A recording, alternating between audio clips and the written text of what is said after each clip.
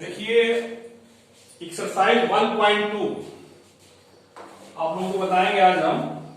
कल जो हमने बताया था उसके आगे 1.2 चैप्टर है। तो 1.2 पहला क्वेश्चन है, निम्नलिखित में कौन से रिक्त समुच्चय हैं।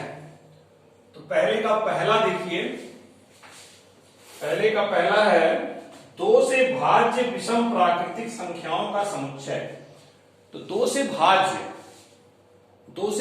जो है विषम भी हो, दो से भाज्य हो, ऐसा कोई समुच्चय नहीं होगा।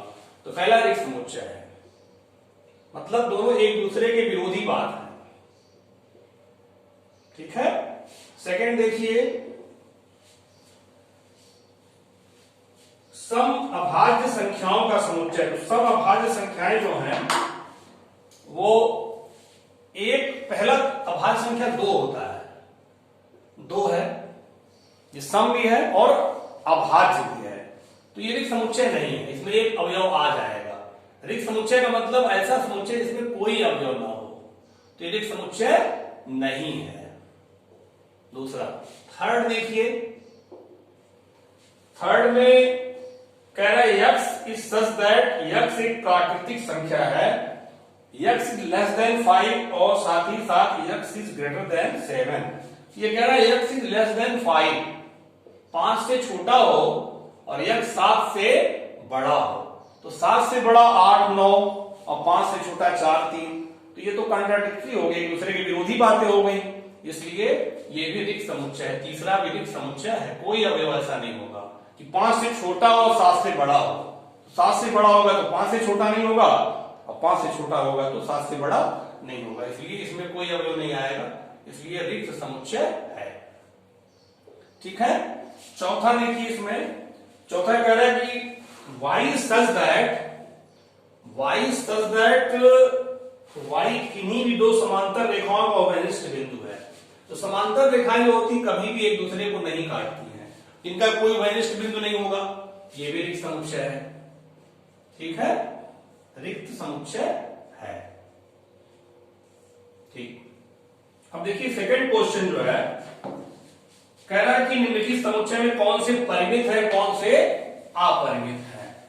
तो परिमित में होता है जिसमें अवयवों की संख्या को हम गिन सकते हैं, काउंट कर सकते हैं, वो परिमित है, और जिसमें नहीं काउंट कर सकते हैं वो अपरिमित है। देखिए, तो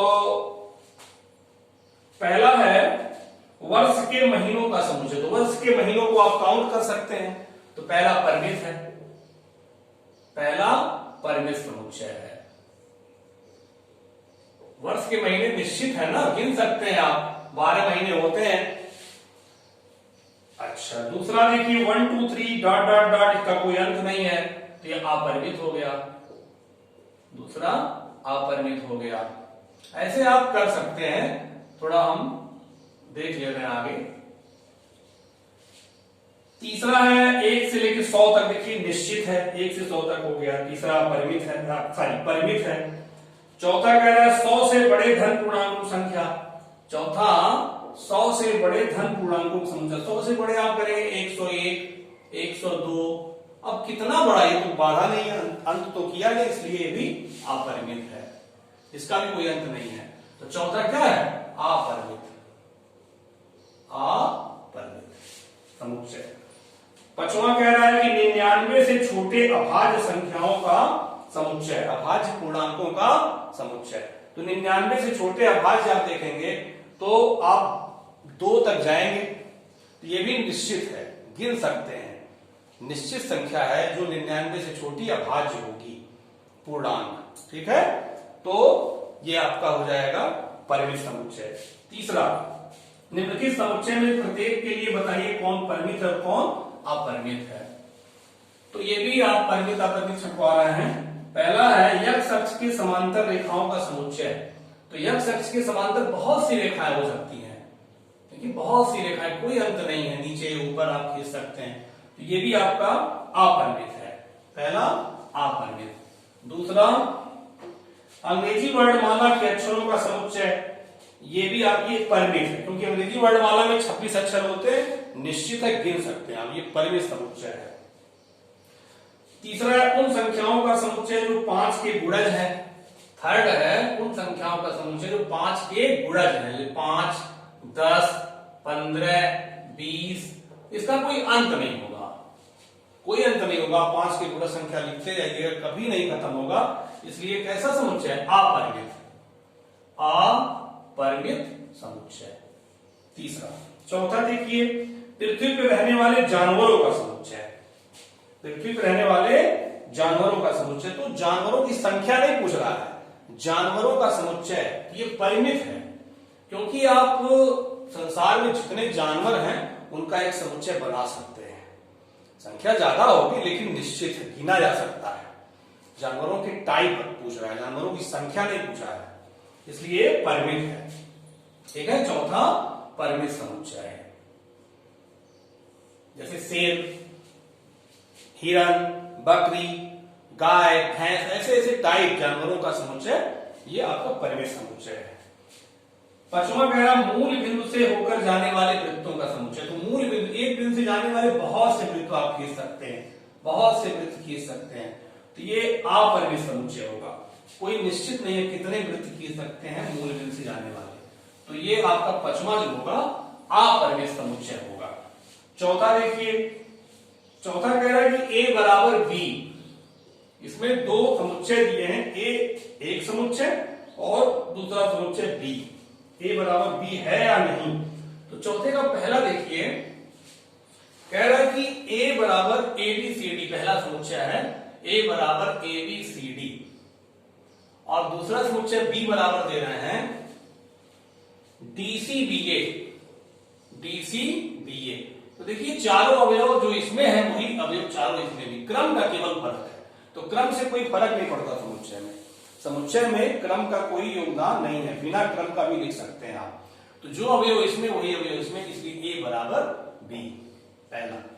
दूसरा देखिए है 4, 8, 12, 16, इसमें 8, 4, 16, 18 ये बराबर नहीं है। 18 देखिए उसमें है, इसमें 18 नहीं है, तो दूसरा a बराबर b नहीं है। तीसरा देखिए, कह रहा है कि 2, 4, 6, 8, 10, a बराबर 2, 4, 6, 8, 10, ठीक है। और b दे रहा है कि यक्ष सम पूर्णांक है और 10 से कम है।